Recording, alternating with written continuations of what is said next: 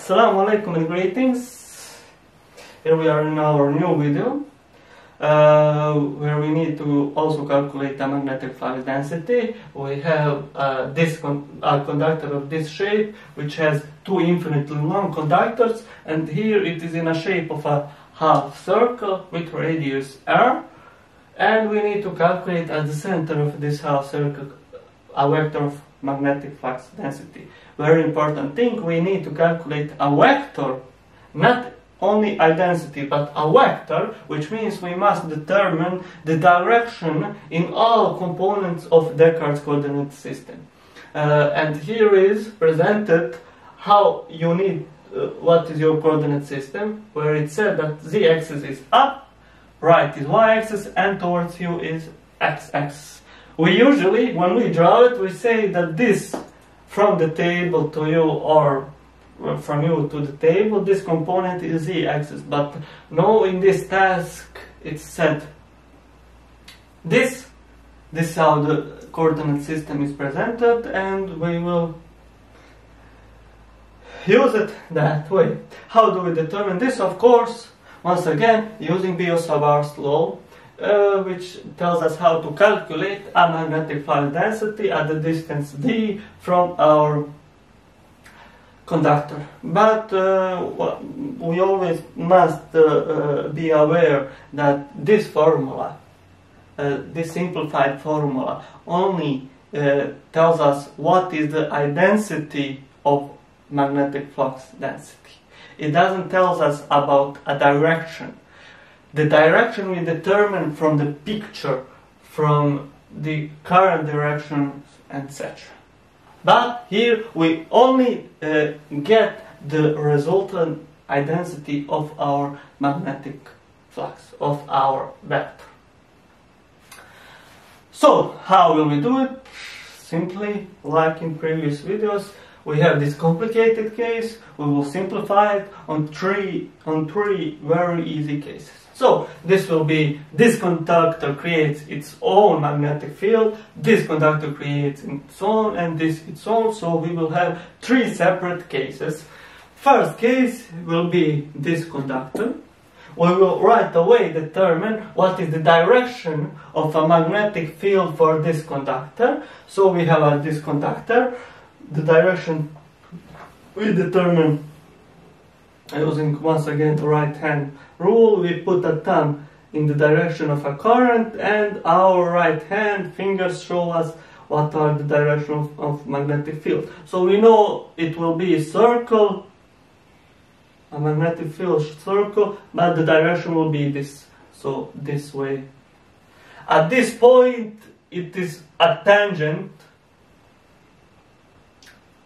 This is our conductor, it is a circle, so at this point it will be a tangent, it will be towards you. Circle this way, but at this point it will be a tangent towards you. So our B field, B1, will have this direction towards you. How will we write it as a vector? Simply look at this, okay, this is x-axis, so B1 as this component, x-axis. So it has its intensity, which will be found by using Biot-Savart's law, times it is in x-axis. It is a positive x-axis, so it is a unit vector A. If it had a different direction, if it was opposite to this is a positive x. If it had an opposite direction, it would be minus A. The next is this, where we have half circle. How can we determine the direction of magnetic field for this?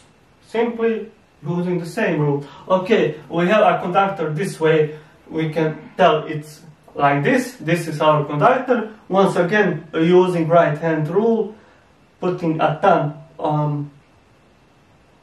in the direction of current, and our closed fingers tells us what is the direction of our magnetic field. So we can see that up above our conductor, the direction is this is the direction of our magnetic field. So above is to u, but down where we need to calculate it, it is, because this is the direction, the tangent at this point where we need to calculate it is from u to the table. So B2 has this direction. So B2 is equal, it's in the intensity times, because its direction is opposite to x-axis, it is minus I, or minus B2 times I. And now we have a third case. We have our conductor. Here the current up, right hand rule, turning direction of current. So we can see that this side the fingers goes towards you, to this side. On this side the fingers goes from you to the table. We are calculating at this side, so the direction of magnetic field is from the table to you. So it has the same direction as B2 here. So we will write it right away. Excuse me, B3. B3 is in the positive direction of x. So it is B3 times positive x. We need to calculate our resultant vector. That would mean that B is the sum of all these vectors, B1 plus B2 plus B3, but when we write what is B2, B3 using these vectors, minus, what would we get? We will get that this is B1 times E, B2 vector is minus B2 times E, and B3 vector is plus B3 times E. And after we find identity of every vector, we simply put it here and we will find our resultant vector. Now let's find it. Our first case will be this. Okay, we have a conductor, infinitely long conductor. We have a current I. This way. So this is I. And we need to calculate at this point, so this point here, P, where we need to calculate our magnetic field. Using Biot-Savart's law, we already told you that first thing that we must do is draw this distance, so it is a normal to our conductor. So this is D, our distance. For this case, D, because this is a circle, and we have been given a radius, so this is actually a radius. D is equals R. So D is equal R. Now we need to determine these two angles. Okay, we take from this point and connect it to the end, this point and connect it to the beginning, which we already did. Visually, for now, we can see only one angle, which is this, but is this phi1 or phi2? What determines it? The current direction determines it.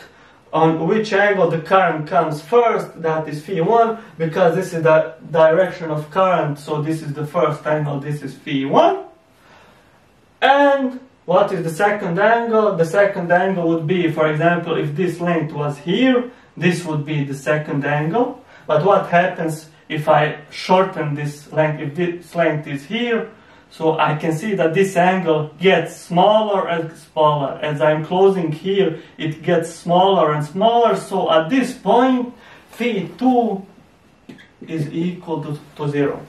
As I already told you, we always have two angles. If we cannot visually see the one of the angles, it only can mean that it is 0, like this case. And I already explained it in the introduction of Biot-Savart's law. But phi1 What is the angle of phi 1? The angle of phi 1, the absolute value of okay. The angle of phi 1, this is the angle, but it said in the task that this is infinitely long conductor, and I once again remind you that for that case the angle is phi 90 degrees. Why? Let's imagine that this conductor has a bigger length. What happens with my already angle? Oh, it increases. It increases, it increases. As long as it gets, it cannot be increased more than phi and a half, more than 90 degrees. But also, let's remember that these angles can be positive or negative. What determines it? The current direction. If the current comes into the normal of this angle, enters, it is a negative angle. So phi 1 is minus phi and a half. Let's enter it here. So B is equal to mu 0 I for P times D. We already, the distance told you that the distance is actually this radius R. Sinus 0 minus sinus phi 1. Phi 1 is minus 90 degrees. Let's remind you once again that sinus minus alpha is equal minus sinus alpha. So it means that I can this minus put in front of sinus, so that minus and this minus will give plus. So it is sinus phi and a half. Sinus 0 is 0, but sinus phi and a half is 1. So I have that our first magnetic field density is mu 0 I for P R S. This is its identity. As a vector, I only put right here mu 0 I for P R times unit vector of x-axis. So this is a vector. Now, the second case is this part. Okay. I have a circle. At the center of the circle is R. This is my current I. And we need to calculate here at the center of the circle. How can we do this? Please watch my first video on Biot law, when I wrote what is the formula for calculating a magnetic field inside us at the center of the circle. So, magnetic flux density at the center of the circle is equal to mu 0 I over 2 R.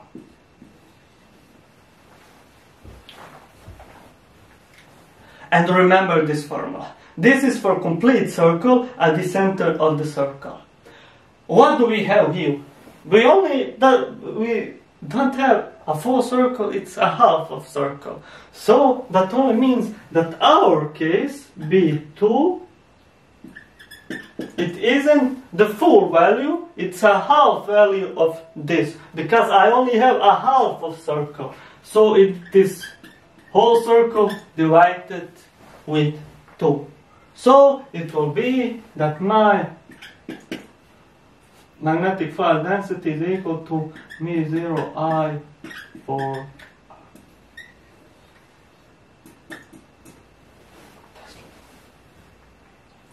if it happens this, I don't have a half circle.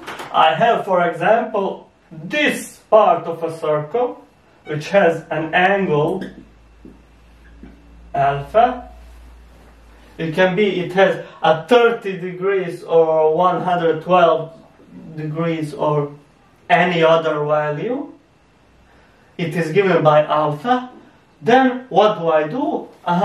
My whole circle, once again I do this, B is equal, I'm using the formula of complete circle, but if I'm told that it is not a full circle, it is only part of the circle, which is given through angle alpha, I know that my complete circle is 360 degrees. If I have only part alpha, it is from this part I divide this part with the complete circle. So this is it. If it's 50 degrees, I divide 50 degrees with complete circle, so I've calculated what is the magnetic flux density of this part of the complete circle. You use it, you calculate it this way. So I found it, I write it here. Don't forget that this is a minus x component, so it is a minus mu0 I for r times. And now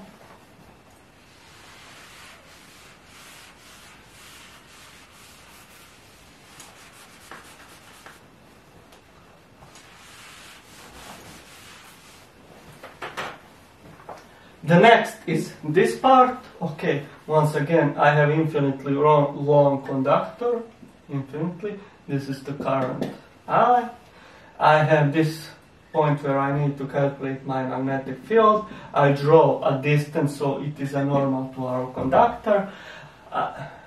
This distance d is equal also as radius.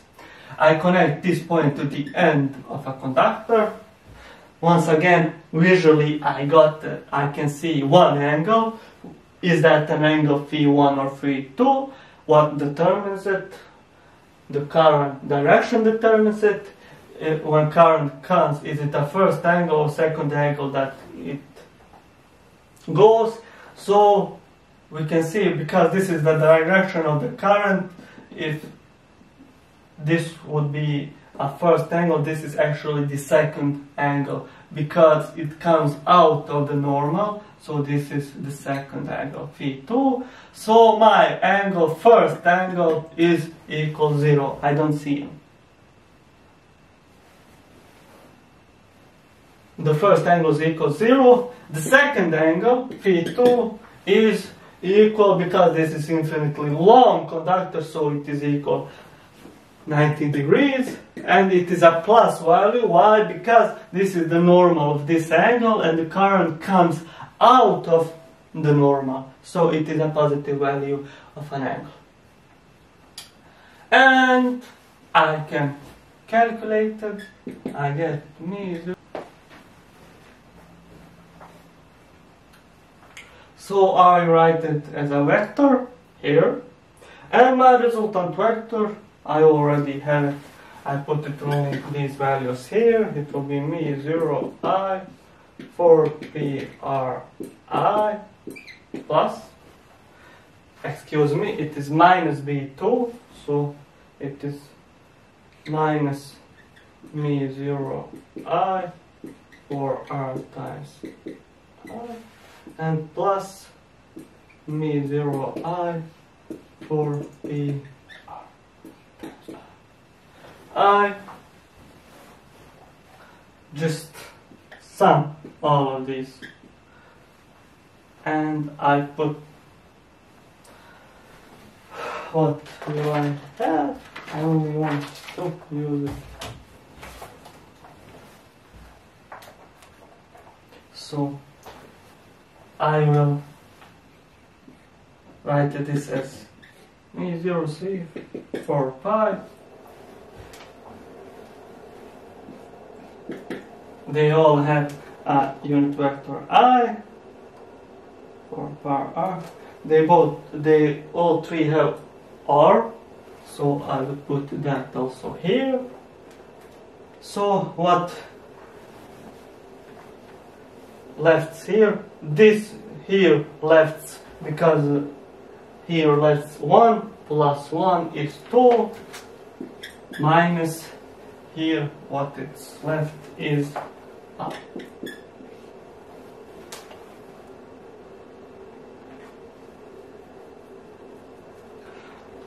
Just a small mistake for